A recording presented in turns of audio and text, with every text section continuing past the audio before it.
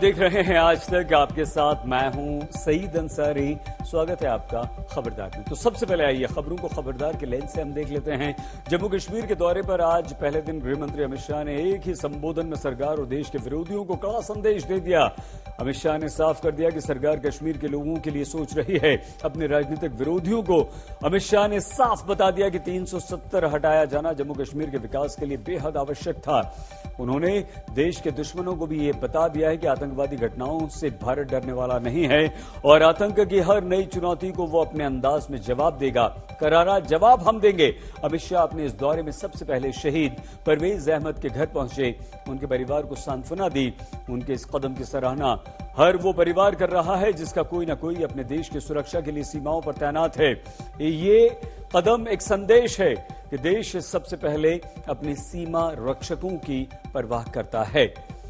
इसके अलावा हम बात करेंगे बांग्लादेश में हुए उस अत्याचार की जिसकी जड़ में ईश निंदा की अफवाह थी। बांग्लादेश के अल्पसंख्यक हिंदुओं के विरुद्ध जमकर हुई साजिश पर इस्कॉन ने आवाज उठाई है। हिंदू विरोधी हिंसा के विरुद्ध विश्व के 150 देशों में इस्कॉन मंदिर के फॉलोअर्स ने आज इनकलाब बोला है। इन 150 देशों की सड़कों पर हिंदुओं ने उतरकर जमकर अपना विरोध, अपना आक्रोश व्यक्त किया है। इनके इस आक्रोश की तस्वीरें हम आज आपको दिखाएंगे। इसके बाद हम बात करेंगे भारत और पाकिस्तान के बीच कल होने वाले सबसे बड़े मुकाबले की। भारत और पाकिस्तान कल शाम T20 वर्ल्ड कप में अपना पहला मैच एक दूसरे के विरुद्ध खेलने वाले हैं। T20 वर्ल्ड कप के इतिहास में ऐसा कभी नहीं हुआ कि पाकिस्तान ने हमें हराया हो, लेकिन एक बार फिर पाकिस्तान मौका गाकर मैदान में उतर रहा है और भारत उसका मौका छीनने के लिए बेताब है। कल होने वाले सुपर 12 राउंड के मुकाबले से पहले आज दोनों टीमों के कैप्टन्स ने प्रेस कॉन्फ्रेंस में हिस्सा लिया। दोनों ने क्या कहा यह भी हम दिखाएंगे, सुनवाएंगे। लेकिन सबसे पहले बात हम करेंगे गृह मंत्री अमित शाह के मिशन कश्मीर की।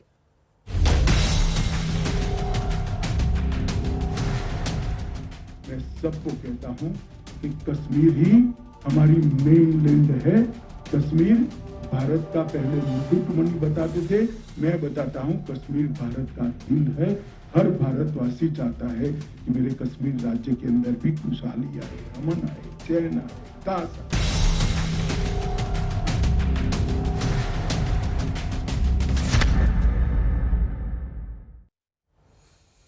गृह मंत्री अमित शाह अपने 3 दिन की यात्रा पर जम्मू कश्मीर पहुंच चुके हैं।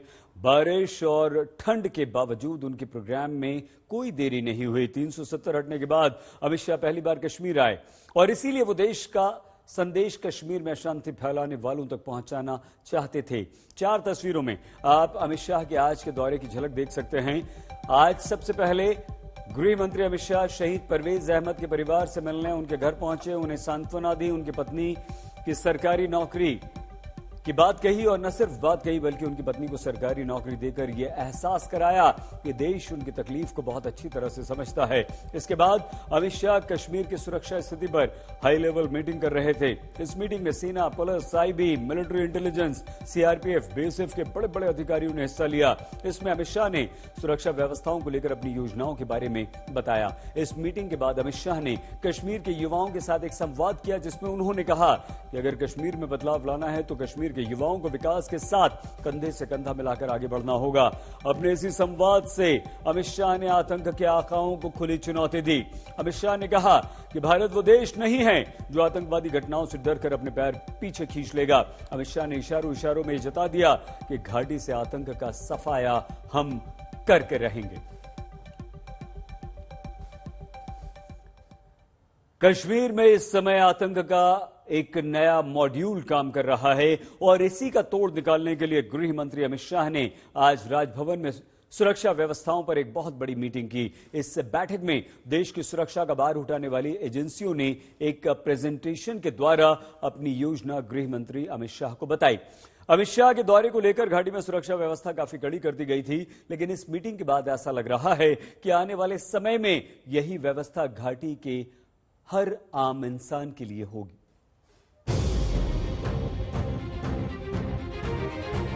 आज मैं लगभग 2.25 साल के बाद जम्मू कश्मीर आया। मित्रों, 5 अगस्त 2019 का डेट की थी। मैं कोई शब्द छोड़ना नहीं चाहता। कश्मीर के इतिहास में सुवर्णमय अक्षरों से लिखा गया। अनुच्छेद 370 के हटने के बाद ये पहली बार था जब देश का गृह मंत्री जम्मू कश्मीर के दौरे पर है। एयरपोर्ट पर एलजी मनोज सिन्हा ने स्वागत किया, लेकिन अमित शाह का इरादा अपने स्वागत का आनंद लेने का नहीं, बल्कि कश्मीर की सुरक्षा को मजबूत बनाने का था। तेज रफ्तार से गुजरता ये कारवां गृहमंत्री अमित शाह का है। चाहते तो अमित शाह हेलीकॉप्टर से भी जा सकते थे, लेकिन आतंकी संगठनों को ये बताना जरूरी था कि उनकी दहशत चंद मिनटों की होती है और वो इस काबिल नहीं कि भारत को डरा सके।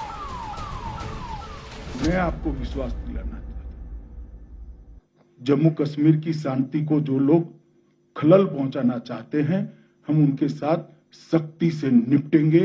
ये जो विकास की यात्रा शुरू हुई है, इसमें कोई भी रोड़ा नहीं डाल पाएगा। जिस रास्ते से अमित शाह को गुजरना था, उन रास्तों पर सेना ने किसी भी गैर पहचान पत्र वाले को फटकने तक नहीं दिया। अमित शाह का यहाँ पर आना एक बड़ा मैसेजिंग है, बड़ा संकेत है।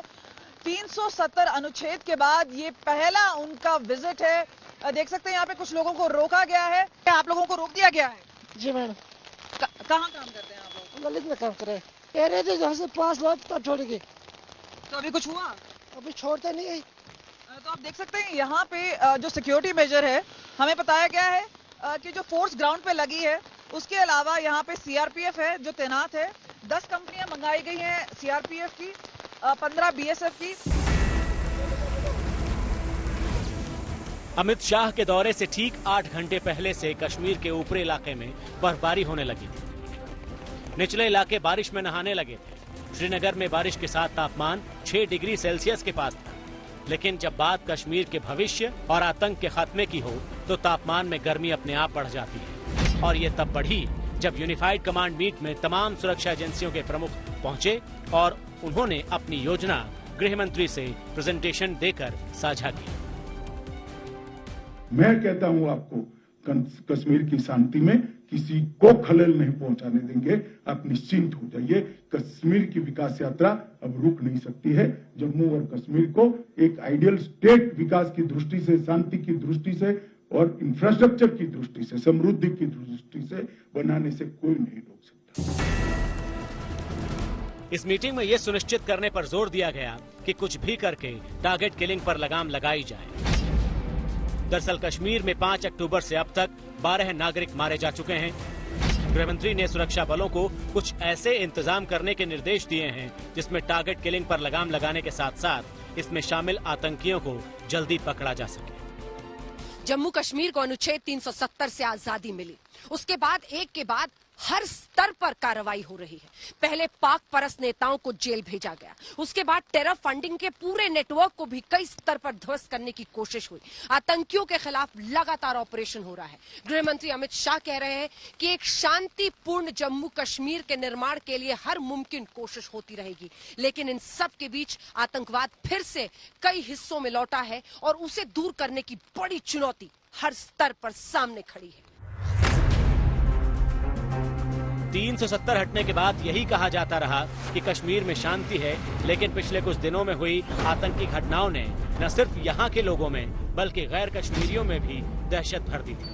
गृहमंत्री अमित शाह इसी डर को खत्म करने घाटी पहुंचे, इसीलिए इस पर राजनीति भी हुई। 2019 के बाद यहाँ कुछ गिने चुने लोगों ने बहुत हो हल्ला मचाया कि यहाँ कर्फ्यू क्यों डाला गया है, यहाँ इंटरनेट क्यों बंद कर दिया। मैं तो जवाब देता हूं, मगर पहले मैं एक सवाल पूछना चाहता हूं। 70 साल आपके 3 परिवारों ने ही यहां राज करा है। हम तो 2-2.5 साल राज में रहे। 3 परिवारों ने राज किया है। 40,000 लोग क्यों मारे गए? क्या जवाब है आपके पास? उन्होंने तो हर वक्त हम पे ये आरोप लगाए हैं। आज तो शुक्र करिए कि हम हुकूमत में नहीं है, नहीं तो हम पे ये बहुत आरोप लगाते। आज तो हम इन पे आरोप लगाते हैं कि जो ये कहते थे वो कर नहीं सके। कश्मीर में कभी अमन नहीं आएगा जब तक कि कश्मीर के, जम्मू कश्मीर के लोगों को फिर से वो स्टेटहुड और 370 वापस नहीं करेंगे। मैं इनको चैलेंज करता हूं इस बारे में। नहीं कर सकेंगे। कश्मीर के अंदर एक नई शुरुआत हुई। दहशत, आतंकवाद, भय, भ्रष्टाचार, परिवारवाद का अंत होकर शांति, विकास, समृद्धि और सहअस्तित्व के एक नए युग की शुरुआत हुई। मैं जिसको कहता कि अपरिपक्व और तर्कहीन जो फैसला लिया गया था, इसका नतीजा आज भी भुगतने पड़ रहे हैं। आपका इतने बड़े बड़े रामबाण की जो बात किए गए थे, उसका नतीजा कुछ नहीं निकला। ये बड़ा चिंता के विषय है। गृहमंत्री के दौरे को लेकर विपक्ष की राजनीतिक बयानबाजी का जवाब बीजेपी ने ये कहकर दिया कि पहले 10% मंत्री ही कश्मीर जाते थे, अब हर कोई जाता है। इसी बात से विपक्ष परेशान है। इस महीनों के दौरान अगर आप देखें तो जो सेंटर के मिनिस्टर्स हैं, सीनियर ऑफिसर्स हैं, जितनी बड़ी संख्या में लोगों के बीच में, गांवों में, आम लोगों के बीच में, खेतों में, बागानों में, मोहल्लों में जाकर के लोगों के विकास में हिस्सेदारी भागीदारी कर रहे हैं, 75 सालों में उसका 10% भी लोग नहीं गए। क्योंकि जो खानदानी और पानदानी सियासत और सरकार वाले लोग थे, वो कभी चाहते नहीं थे कि लोग आकर के देखें कि यहाँ क्या लूट हो रही है। कश्मीर में बदलाव लाने की जिम्मेदारी युवाओं की है। यही बात अमित शाह ने युवाओं को संबोधित करते हुए आज कही।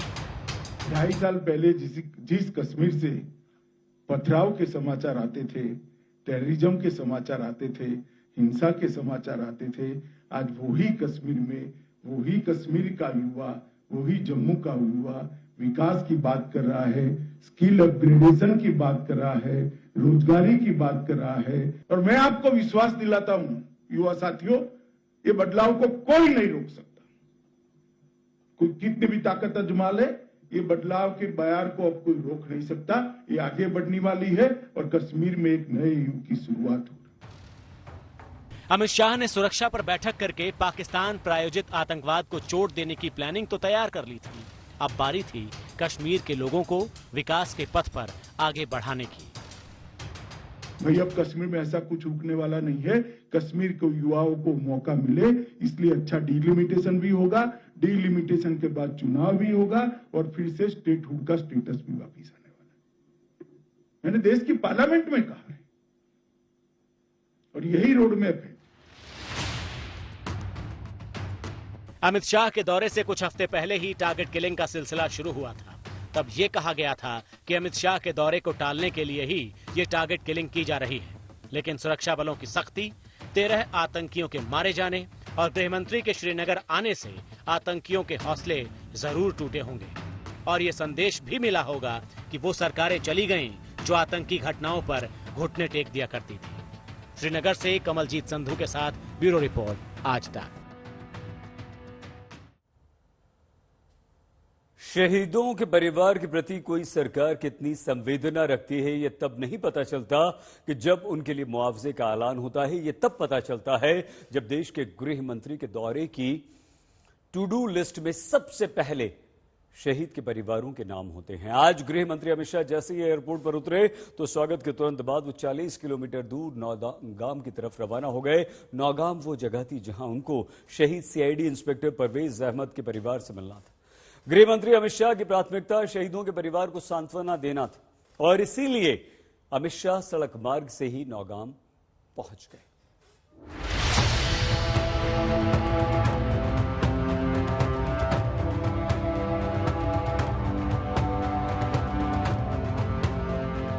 जब किसी देश का गृह मंत्री हाथ जोड़े अपने देश के शहीदों के परिवार के आगे खड़ा होता है तो यकीन मानिए उस देश के नाम पर जान न्यौछावर करने का दम रखने वाले हर जवान का सीना 56 इंच का हो जाता है। जोरदार बारिश हो रही थी, मौसम खराब था, लेकिन इस खराब मौसम में सुरक्षित जगह जाने के बजाय गृहमंत्री अमित शाह पहुंचे शहीद सीआईडी इंस्पेक्टर परवेज अहमद के घर। जम्मू कश्मीर अनुच्छेद 370 के हटने के बाद गृहमंत्री का ये पहला दौरा है और इस पहले दौरे में इससे पहले कि वो सुरक्षा की समीक्षा बैठक करते, सबसे पहले गृह मंत्री अमित शाह पहुंचे एक शहीद के घर, सीआईडी इंस्पेक्टर शहीद परवेज अहमद डार के घर। वहां पर उनकी पत्नी को उन्होंने नौकरी का ऑफर भी दिया, लेकिन इसी के साथ एक संदेश दिया कि भरोसा करना होगा। इसी के साथ एक संदेश दिया कि आने वाले वक्त में आतंकियों के इस प्लान के खिलाफ भी हमारे पास एक मुकम्मल स्ट्रैटेजी है। गृह मंत्री अमित शाह 370 हटने के बाद पहली बार कश्मीर आए और सबसे पहले शहीद परिवार के सामने हाथ जोड़कर उनके संघर्ष और बलिदान को नमन किया। अमित शाह ने शहीद परवेज के परिवार के साथ सिर्फ बातें नहीं की, बल्कि उनके साथ समय बिताया। ये भरोसा दिलाया कि घबराने की या फिर भविष्य की चिंता करने की कोई जरूरत नहीं है। जब कोई नेता किसी के घर मिलने जाता है तो कुर्सियों पर बैठकर अपनी बात कहकर चला जाता है, लेकिन अमित शाह यहाँ आए थे तो शहीद के परिवार के बीच एक पारिवारिक सदस्य की तरह बैठे थे। तस्वीर भी यही दिखाती है कि जमीन पर सभी बैठे थे, सभी कंबल में बैठकर बातें कर रहे हैं।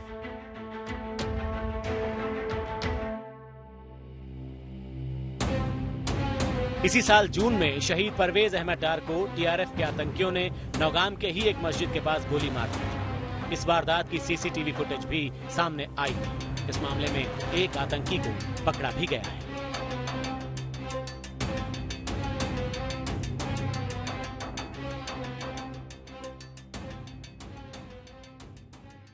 झमाझम बारिश के बीच में गृह मंत्री अमित शाह पहुंचे परवेज अहमद डार, जो कि सीआईडी में इंस्पेक्टर थे। गोलियों से उन्हें भून दिया गया। उनकी मृत्यु हो गई नौगांव के एक मस्जिद के पास, अपने घर से कुछ ही मीटर दूर। दुख है परिवार को और शायद इसी वजह से वो बात करने के लिए तैयार नहीं है। कुछ आस पड़ोस के लोग हैं जो उनको जानते थे। आप लोगों को काफी दुख हुआ होगा। क्या हुआ था उस दिन? जी, उस दिन शायद वो ऐसा सुनने में नमाज पढ़ने गए थे, तो नमाज जैसे ही वो गेट के अंदर पहुंचे, गेट के बाहर ही थे थोड़ा सा, तो पीछे कुछ आए पिस्टल्स लेके, तो उनपे फायरिंग की। तो बहुत दुख हुआ। बहुत अच्छे आदमी थे, तो बहुत दुख हुआ उनकी। दुख और सदमा अभी भी है परिवार वालों को? जी, अभी भी है, सबको है, पूरे मोहल्ले को है। बहुत ही अच्छे थे यहाँ पे हर किसी के साथ। दुख तो है हमें। जाहिर सी बात है, गृह मंत्री अमित शाह आए हैं और एक स्ट्रॉन्ग मैसेज दिया है यहाँ के लोगों को, सिक्योरिटी फोर्स पर्सनल को, जम्मू कश्मीर पुलिस को, और खास तौर पे हम अगर बात करें तो पूरे देश को, कि देश इस वक्त मुश्किल समय में साथ है जम्मू कश्मीर के साथ और उनके साथ जो बहादुरी से आतंकवाद को लड़ रहे हैं। शहीद परवेज के परिवार ने जो खोया है उसे वो वापस तो नहीं मिल सकता, लेकिन गृहमंत्री की सांत्वना से उन्हें भरोसा है कि पूरा देश उनके साथ है। गृहमंत्री ने परवेज अहमद की पत्नी को सरकारी नौकरी भी दी। गृहमंत्री अमित शाह ने ट्वीट करके शहीद परवेज अहमद डार को श्रद्धांजलि अर्पित की और ये कहा कि पूरे देश को उनकी बहादुरी पर गर्व है। शहीद परवेज अहमद डार के परिजनों से गृहमंत्री की ये मुलाकात बहुत अहम थी। ये मुलाकात एक साथ 3 संदेश देती है। पहला ये कि देश शहीदों के परिवार के साथ है, दूसरा ये कि देश शहादत की अहमियत समझता है, और तीसरा ये कि देश की प्राथमिकता उसके सुरक्षा बल और उनके परिवार है। कमलजीत संधू के साथ ब्यूरो रिपोर्ट, आज तक। बांग्लादेश में हिंदुओं पर हुए हमलों के विरुद्ध आज पूरी दुनिया में विरोध प्रदर्शन हो रहे हैं। आज इस्कॉन ने दुनिया के करीब 150 देशों में अपना आक्रोश व्यक्त किया। बांग्लादेश के नुआखाली में इस्कॉन मंदिर पर हमले और एक सदस्य की मौत के बाद पूरी दुनिया में इसका विरोध हो रहा था, लेकिन आज इस्कॉन के आह्वान पर बांग्लादेश और भारत समेत दुनिया भर में विरोध प्रदर्शन किया गया। लोगों की मांग है कि बांग्लादेश में दंगों की साजिश रचने वाले इकबाल हुसैन को फांसी की सजा दी जाए। बांग्लादेशी पुलिस के अनुसार इकबाल हुसैन ने ही हिंदुओं के विरुद्ध दंगे भड़काने की साजिश रची थी। 13 अक्टूबर को कुमिल्ला और चांदपुर में दुर्गा पंडाल पर हमला करने के बाद पूरे बांग्लादेश में दंगे शुरू हो गए थे। इसके बाद 15 अक्टूबर को नुआखाली में 200 लोगों की एक भीड़ ने इस्कॉन मंदिर पर हमला कर दिया था। इस हमले में मंदिर के एक सदस्य की हत्या कर दी गई थी। 17 अक्टूबर को रंगपुर इलाके में करीब 30 हिंदुओं के घरों में आग लगा दी गई। बांग्लादेश में हुए दंगों में अब तक 6 से ज्यादा की मौत हो चुकी है। 45 से ज्यादा लोग गिरफ्तार किए गए हैं। हिंदुओं के विरुद्ध साजिश करने वालों को फांसी की सजा दिलाने के लिए आज पूरी दुनिया के हिंदू एकजुट हुए ताकि बांग्लादेश के हिंदुओं को इंसाफ दिलाया जा सके।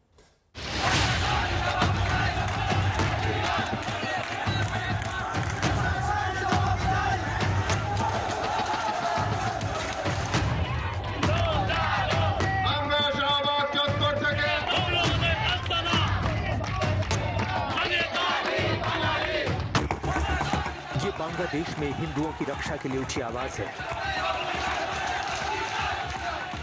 ये बांग्लादेश के कट्टरपंथियों को हिंदुओं का जवाब है।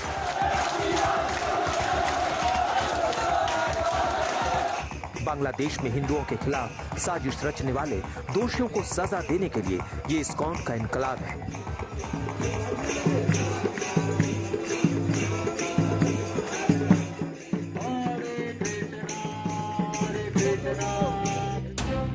बांग्लादेश में जिस तरीके से हिंदुओं के खिलाफ जो हमले हुए, मंदिरों में तोड़फोड़ की गई, हिंदुओं के घरों में आग लगाई गई, नोआखाली में इस्कॉन मंदिर में तोड़फोड़ के बाद एक सदस्य की हत्या की गई, ये उसके खिलाफ बांग्लादेश की सड़कों पर इस्कॉन के सदस्यों का विरोध प्रदर्शन है।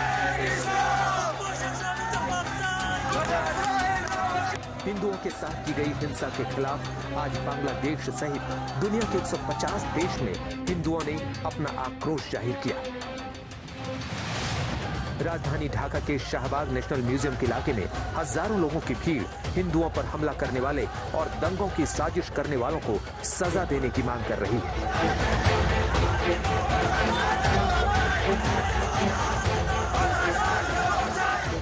इसके अलावा ढाका की सड़कों पर बड़ी संख्या में लोगों ने भूख हड़ताल रखकर सरकार से हिंदुओं की रक्षा करने की मांग की, ताकि बांग्लादेश में हिंदुओं की कम होती संख्या को रोका जा सके। बांग्लादेश में दंगों की साजिश का सच सामने आने के बाद हिंदुओं का आक्रोश बांग्लादेश की सड़कों पर कुछ इस तरह दिखाई दिया। इस्कॉन के सदस्यों ने बांग्लादेशी सरकार से ये मांग की है कि हिंदुओं के खिलाफ साजिश रचने वाले इकबाल हुसैन को फांसी दी जाए। आज इसी सवाल को लेकर भारत में भी इस्कॉन मंदिरों के बाहर विरोध प्रदर्शन किए गए।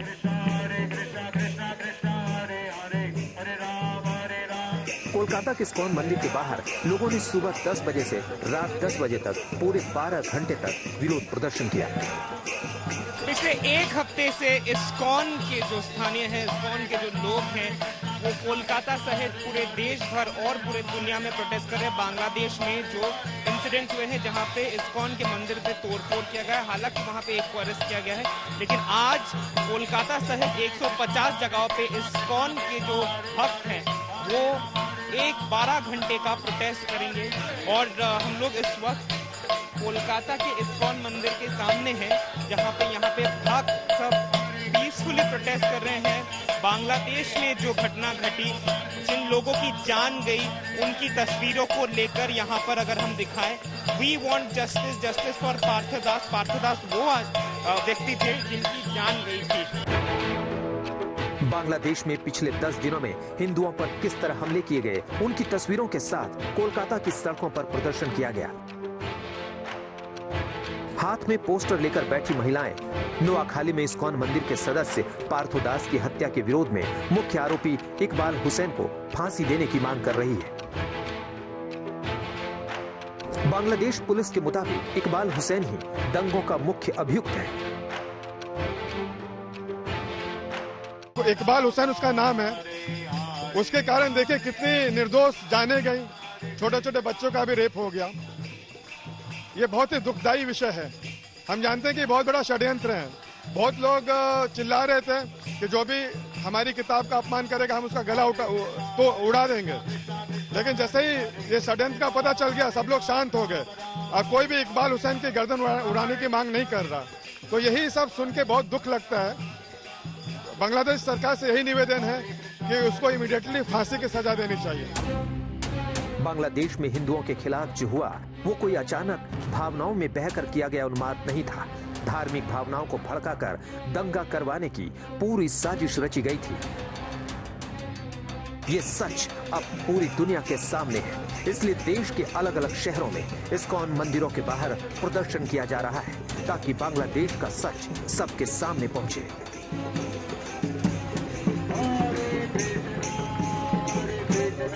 पश्चिम बंगाल के हुगली में भी बड़ी संख्या में इस्कॉन के सदस्य और कई हिंदू संगठन बांग्लादेश में हिंदुओं पर हुए हमले के विरोध में प्रदर्शन किया। हाथों में ढोलक मंजीरे लेकर भक्ति करते हुए लोगों ने हिंसा के विरोध में रैली भी निकाली।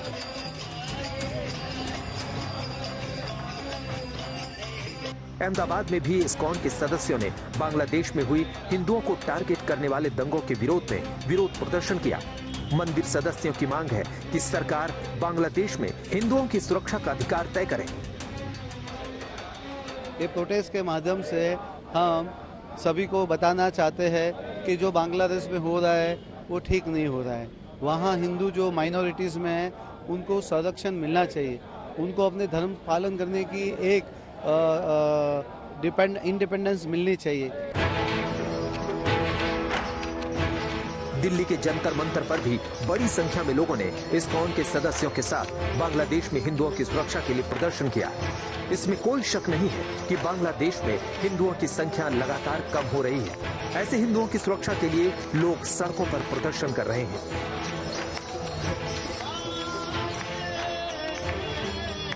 दक्षिण भारत के शहरों में भी बांग्लादेश हिंसा के विरोध में इस्कॉन के सदस्यों ने शांतिपूर्ण तरीके से प्रदर्शन किया। बेंगलुरु में इस्कॉन मंदिर के बाहर हाथों में पोस्टर लेकर लोग दंगों के दोषी को सजा देने की मांग कर रहे थे।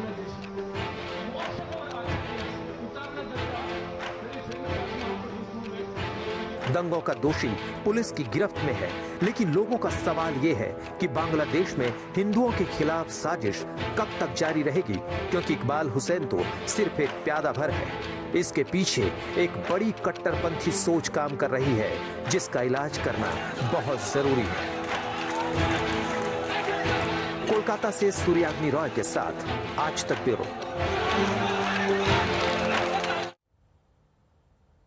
अब यह साफ हो गया है कि बांग्लादेश में हिंदुओं पर हमले एक सोची समझी साजिश थी, जिसका अहम किरदार इकबाल हुसैन नाम का शख्स था। इकबाल की एक हरकत के कारण बांग्लादेश में 10 दिनों तक हिंदुओं पर हमले होते रहे। अभी दुनिया के सामने कट्टरपंथियों की एक साजिश का पर्दाफाश हुआ। पिछले 75 वर्षों में बांग्लादेश में न जाने कितनी साजिशें रची गई, जिससे हिंदुओं की संख्या लगातार वहां पर कम होती चली गई। 1947 में आजादी के बाद लाखों हिंदू परिवार पूर्वी पाकिस्तान यानी कि आज के बांग्लादेश से निकलकर पश्चिम बंगाल और दूसरे राज्यों में आकर बस गए। वर्ष 1951 में बांग्लादेश की कुल आबादी में हिंदुओं की संख्या करीब 22% थी, जो बांग्लादेश बनने के बाद वर्ष 1974 में 13.5% रह गई। और वर्ष 2011 की जनगणना के अनुसार बांग्लादेश में हिंदुओं की आबादी 9% से भी कम रह गई। ढाका यूनिवर्सिटी की एक रिपोर्ट के अनुसार बांग्लादेश से हर साल 2 लाख से ज्यादा हिंदू पलायन करते हैं। इकबाल हुसैन जैसे लोग नहीं चाहते कि बांग्लादेश में हिंदू आबादी रहे, जिसे पूरे ढंग से इस्लामिक सत्ता बांग्लादेश में कायम की जा सके। कट्टरपंथियों की यही सोच बांग्लादेश में हिंदुओं की सबसे बड़ी दुश्मन है।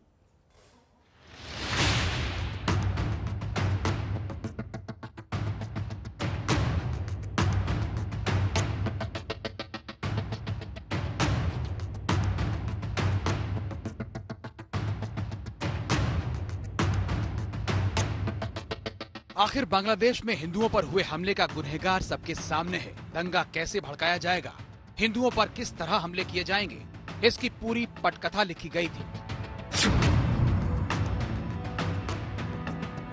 बांग्लादेश में हिंदू विरोधी दंगों का अहम विलेन इकबाल हुसैन अब पुलिस की गिरफ्त में है।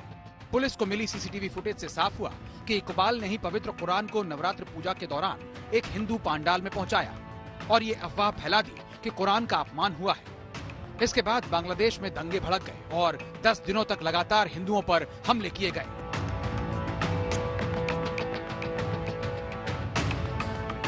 सबसे पहला दंगा 13 अक्टूबर को कुमिल्ला में शुरू हुआ, जिसकी आग धीरे धीरे पूरे बांग्लादेश में फैल गई। इसके 2 दिन बाद नोआखाली के इस्कॉन मंदिर पर 200 लोगों की भीड़ ने हमला कर दिया। कट्टरपंथियों की भीड़ ने पूरे मंदिर में पहले तोड़फोड़ की, फिर आग लगा दी। इस दौरान मंदिर के एक सदस्य की बेरहमी से हत्या कर दी गई। आर्यन की चैट ने फिल्म स्टार अनन्या पांडे की मुश्किलें बढ़ा दी। 2 दिन में 6 घंटे पूछताछ अनन्या से हो चुकी है, लेकिन अब भी चैट में जुगाड़ के जिक्र पर एनसीबी का ध्यान लगा हुआ है और यही कारण है कि एनसीबी ने आर्यन की बेल पर सुनवाई से पहले अनन्या को फिर से पूछताछ के लिए बुला लिया है।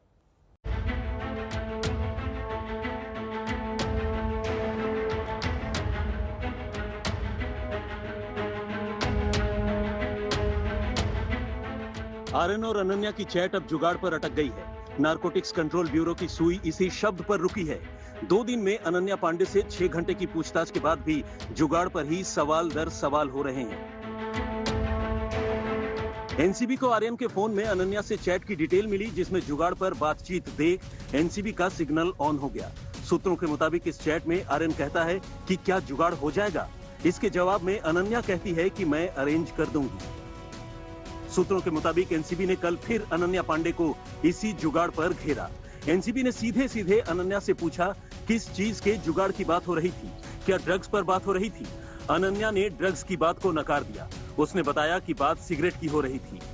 शुक्रवार को एनसीबी दफ्तर में अनन्या से 4 घंटे पूछताछ चली। सुबह 11 बजे अनन्या को बुलाया गया था, लेकिन दोपहर 2 बजे वो एनसीबी दफ्तर पहुंची। सूत्रों के मुताबिक एनसीबी के जोनल डायरेक्टर समीर वानखेड़े ने देरी पर फटकार भी लगाई। उन्होंने सख्त लहजे में कहा कि ये आपका प्रोडक्शन हाउस नहीं है, सेंट्रल एजेंसी का दफ्तर है। जब बुलाया जाए उसी वक्त आए। अनन्या के साथ एक बार फिर उनके पिता चंकी पांडे साथ आए, लेकिन उन्हें बाहर के कमरे में बिठाया गया। अंदर समीर वानखेड़े ने खुद अनन्या से सवाल किए। अनन्या पांडे को तीसरी बार फिर से बुलाया जा रहा है, व्हाट्सएप चैट्स के वजह से बुलाया जा रहा है या अन्य और कोई भी एविडेंस है? देखिए, जैसे आपसे कहा है मैंने कि इन्वेस्टिगेशन की बातें कुछ भी शेयर नहीं कर सकता आपसे।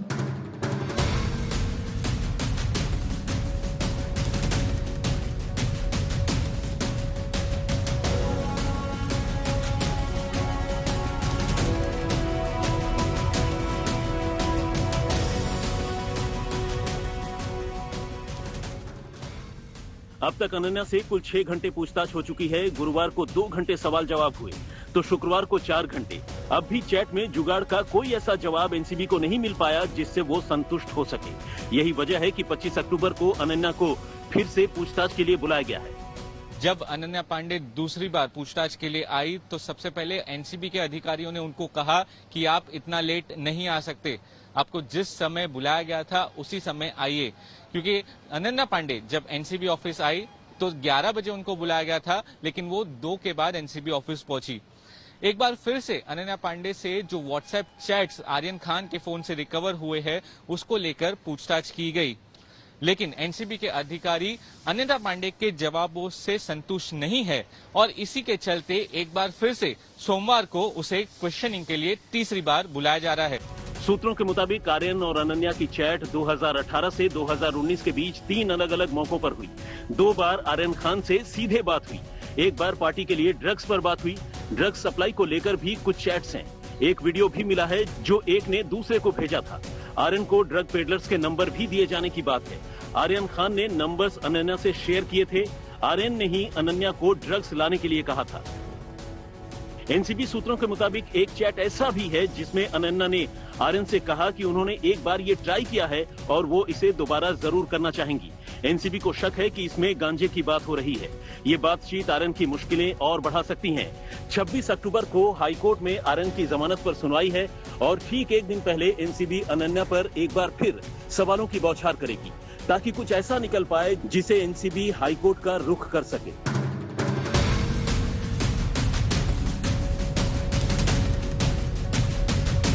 अरविंद ओझा और दिव्येश सिंह के साथ सौरभ वक्तानिया, मुंबई आज तक। खबरदार में आज के लिए बस इतना ही। आप प्लीज अपना बहुत ख्याल रखिएगा। देखते रहिए आज तक।